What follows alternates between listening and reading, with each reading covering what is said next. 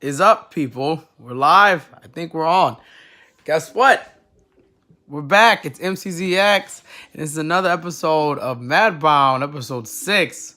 Returns, surprises, and announcements. So, I think I should just start with the announcements.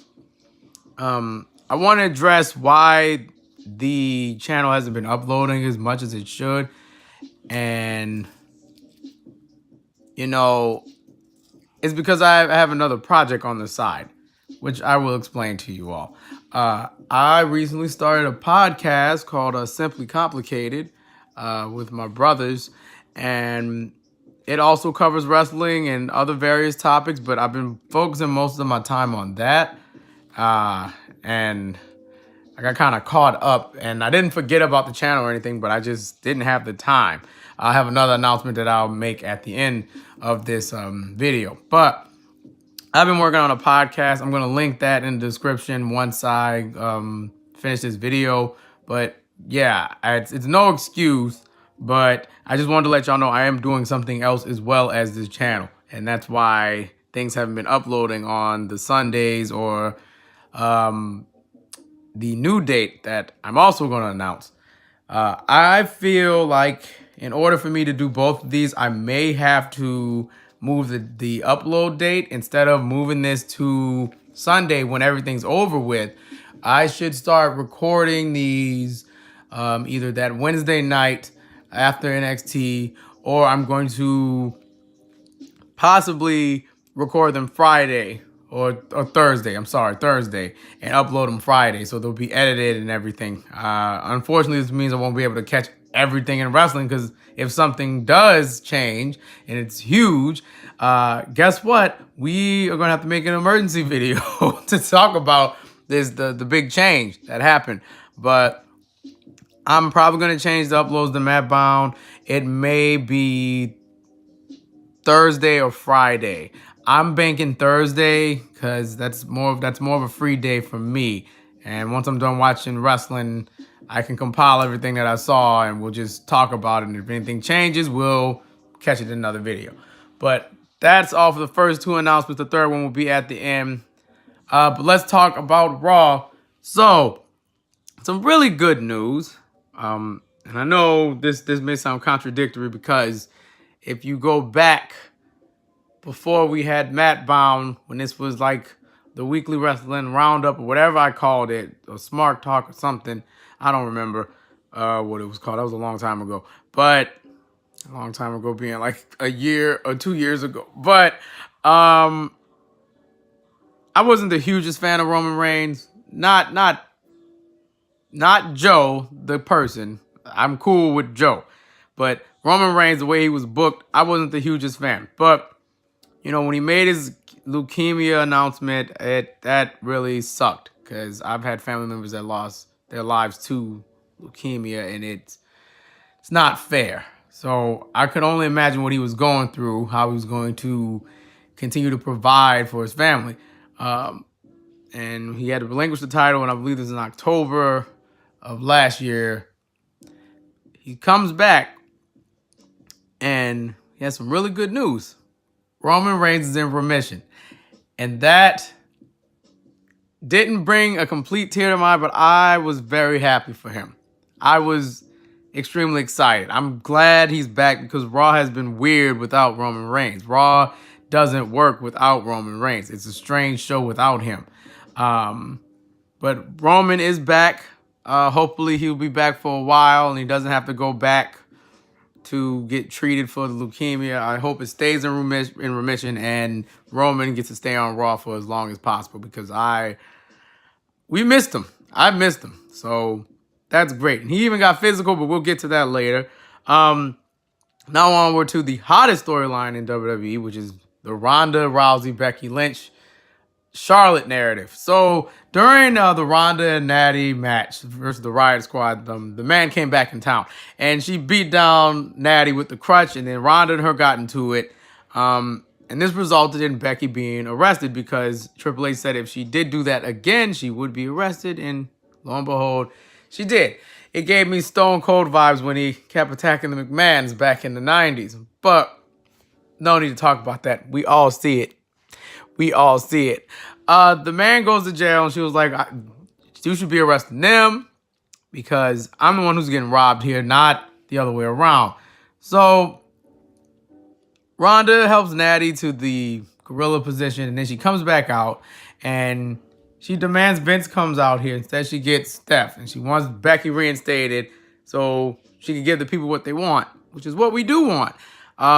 Steph says no. Charlotte's the opponent, so Rhonda gives her an ultimatum, basically. She leaves the belt in the middle of the ring, kind of relinquishing the title, and walks out of the building. So she leaves.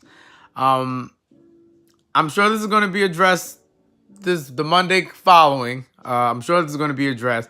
But I think, unfortunately, we're getting this stupid triple threat that we don't want. I don't want it. I'm not a fan of it. I don't see the point of the triple threat, but we're getting it no matter what, because Charlotte has to be thrown in the middle or just inserted into it. It's ridiculous. But more on that on the next episode. Balor versus Rush for the IC title shot or whatever. Balor wins, whatever. Lashley and Rush are going to break up eventually.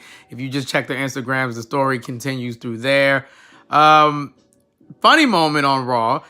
Otis Dozovic got called a pig. So, Tucker Nice trying to defend his tag team partner, and the Ascension have to be the ones to do this because the Ascension are just punching bags at this point.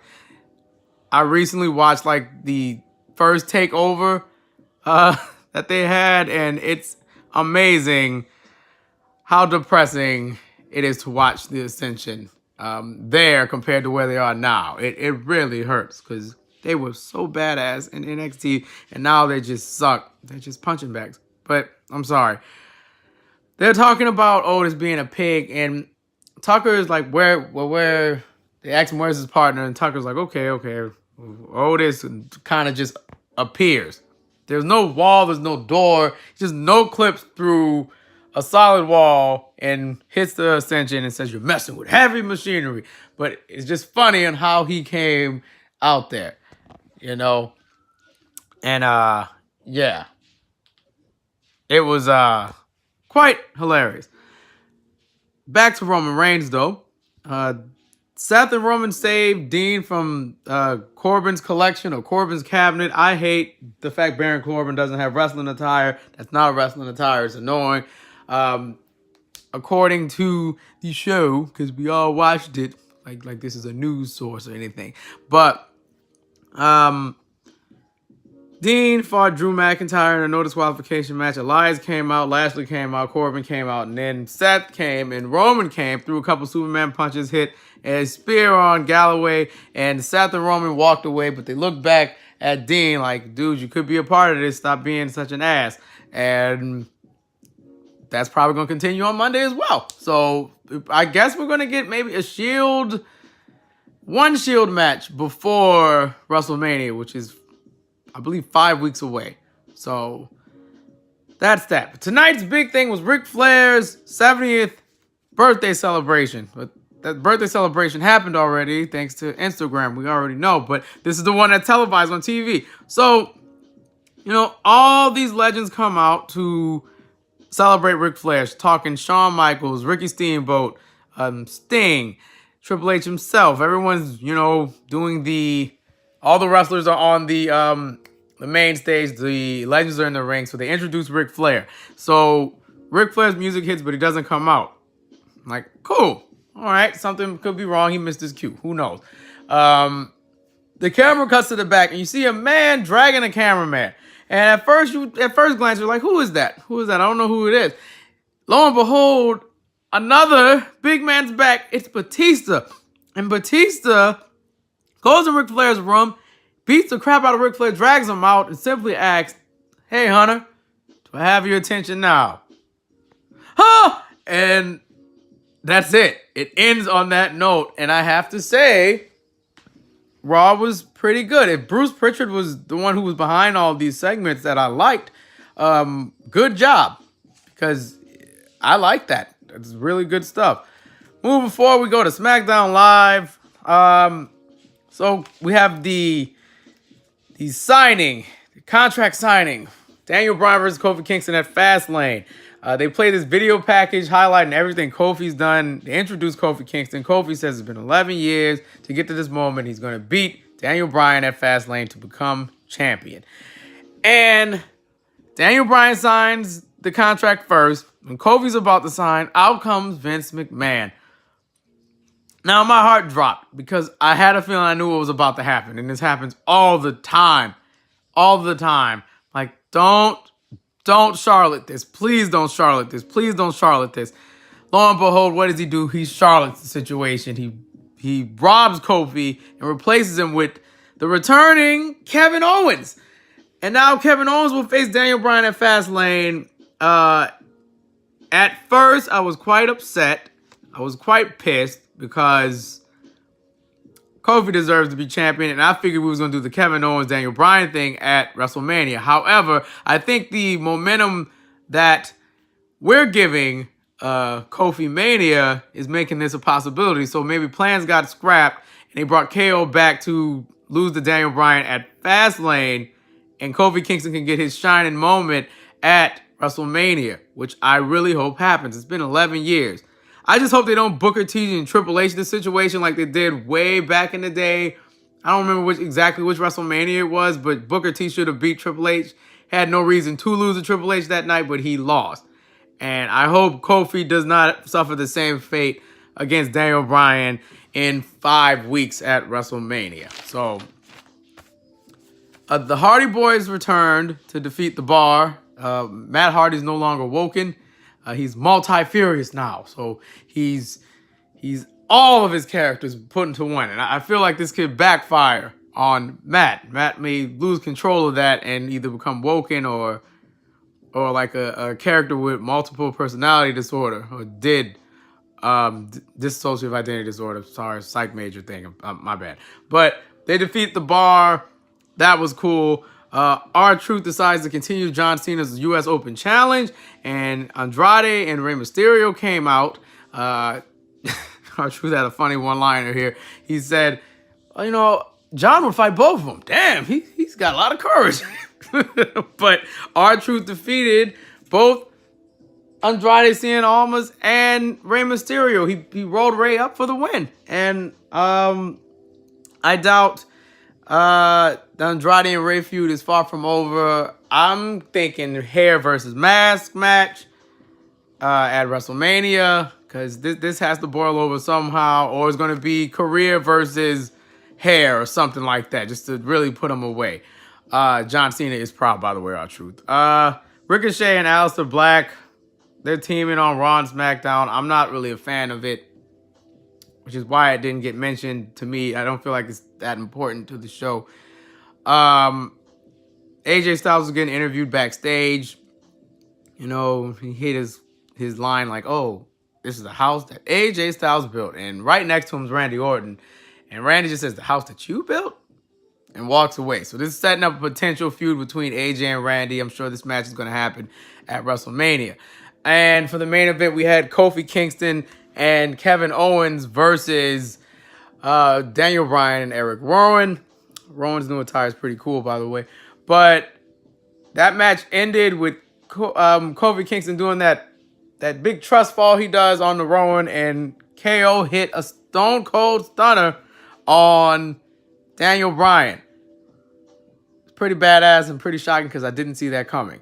But KO wins. They didn't have any real physical altercation between Kofi and KO after the match. They just kind of looked at each other. It seemed like a mutual respect thing. So we'll see where this goes as the road to WrestleMania closes in. 205 Live. Look, it's dead, guys. The show's dead. It's so dead. It's boring. I really try to watch this show, but it is beyond boring at this point. I cannot sit through 40 minutes of that show. And those guys bust their asses out there to wrestle, but I can't. I cannot. I simply cannot.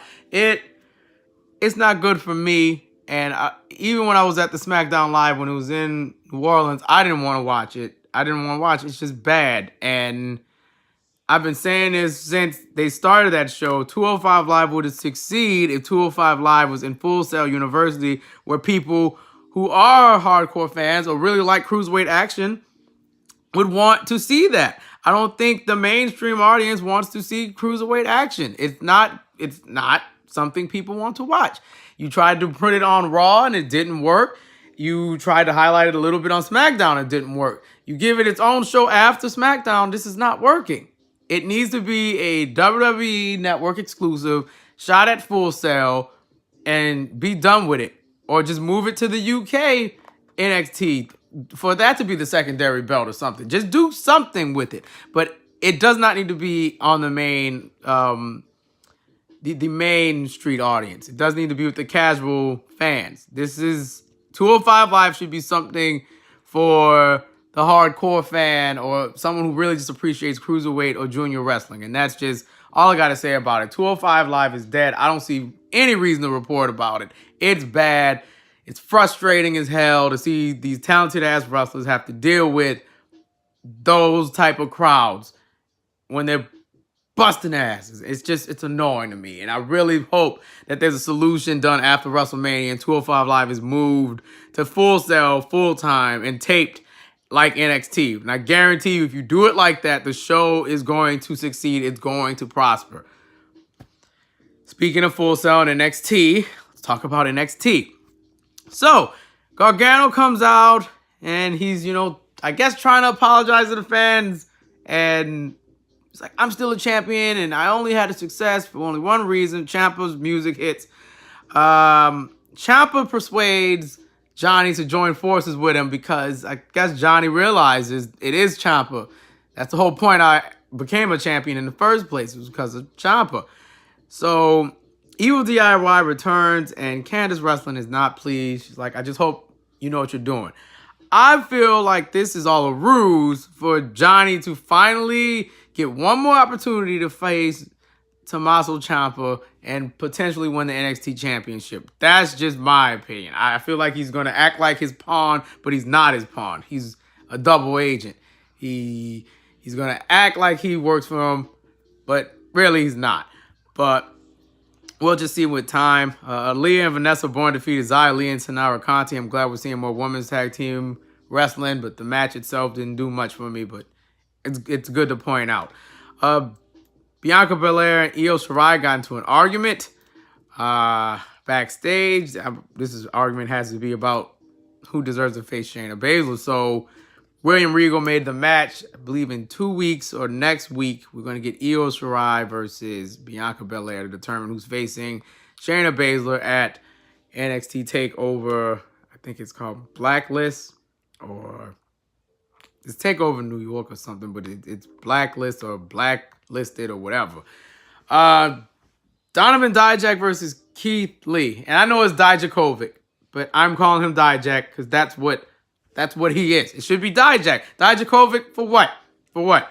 That freaking match was awesome. And if you've ever seen those two wrestle in any other promotion, like any other indie fed, why did I say promotion like that? Any other indie fed, you would know their chemistry is unmatched. And it always has been. The match was awesome. And it ended in a no contest because both of them got counted out. But I want a best of 7 with both of them. And I feel like it should happen. Why not? Somewhere down the line, Dijak versus Keith Lee needs to be a best of 7 for either a championship or just bragging rights. So who is the top big man in NXT? It needs to happen. It has to happen. This would be too good of an idea to pass up on. Surprise, Sasha and Bayley returned to NXT. They talked about the NXT women's tag. What the hell? They talked about the women's tag team championships, and they declared that they will be defending them at all things WWE. So that's Raw, SmackDown, and including NXT. So the women in NXT may have a chance to defeat or lose to Sasha and Bayley at some point. And that's pretty cool. And in our main event, Shayna Baszler defeated Mia Yim. I enjoyed that match. I hope Mia Yim gets a official title shot like somewhere down the line. This week in wrestling's been pretty good. Um, I cannot stress that enough. This was a really good week, and I feel like if I didn't make an episode, I would be an idiot to not do it. Oh, there's one more thing, and it's New Japan related. The New Japan Cup is about to start. The winner gets to face Jay White in New York. My two picks to win that cup: Will Ospreay or Kota Ibushi. Either one of them. Winning that match would be great. But that's all I have for you. Wait a minute. No, I don't. I have one more thing for you. So, remember that podcast I talked about in the beginning? We're doing a contest, by the way. It's a free game system.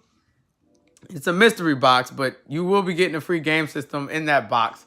It's one thing's from the mystery box. I mean, it's not much of a mystery if you know what it is, right? But that is happening currently. I think we have maybe 12 or 13 days left to enter. You can enter by just subscribing to the channel. And you really have to subscribe to the channel. You cannot subscribe and unsubscribe. Subscribe to the channel. I'm going to link that in the description as well, so you can check that out if you're interested. Also, another announcement.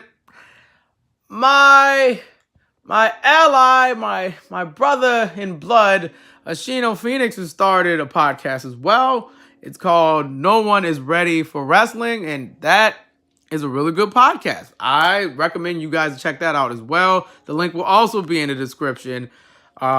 He does a really good job, and I really think y'all would enjoy his work, his passion for pro wrestling. It matches mine, and the only pro compared to the Smart Kingdom is his is consistent. He's missing a beat.